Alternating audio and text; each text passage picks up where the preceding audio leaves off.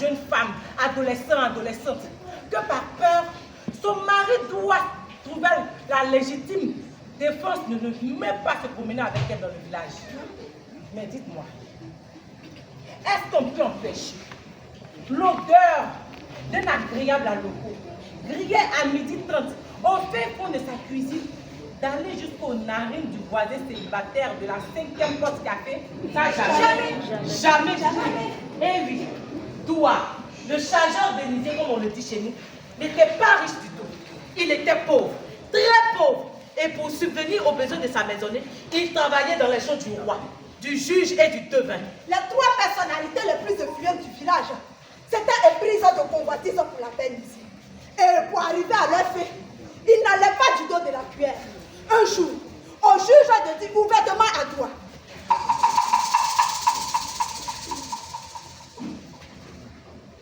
Edouard, Chase, comment un homme pauvre, misérable comme toi peut avoir une femme aussi belle comme misère? Et si tu veux gagner toujours ce que tu gagnes avec moi, je te donne une semaine, je dis bien une semaine, pour lui annoncer votre rupture et partir de la maison. On devait le dire ouvertement le même jour à Doua. Doua, viens là.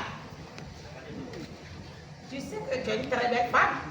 Oui, elle est très belle. Très belle. Et toi, tu es pauvre. Très pauvre. S'il y a un mot même qui vient après le mot pauvre, c'est toi.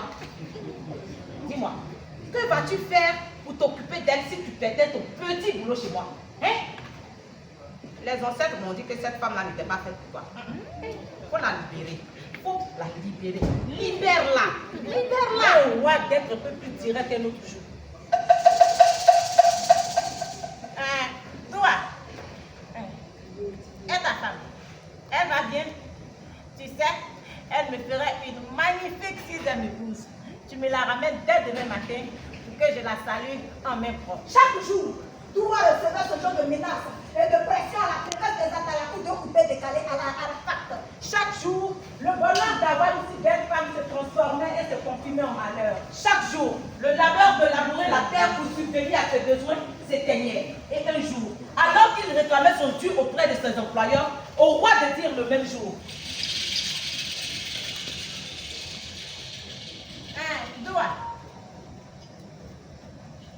tu sais, tu me dois suffisamment pour avoir accès à mes terres et avoir consommé ma nourriture durant tout ce temps où tu y travaillais.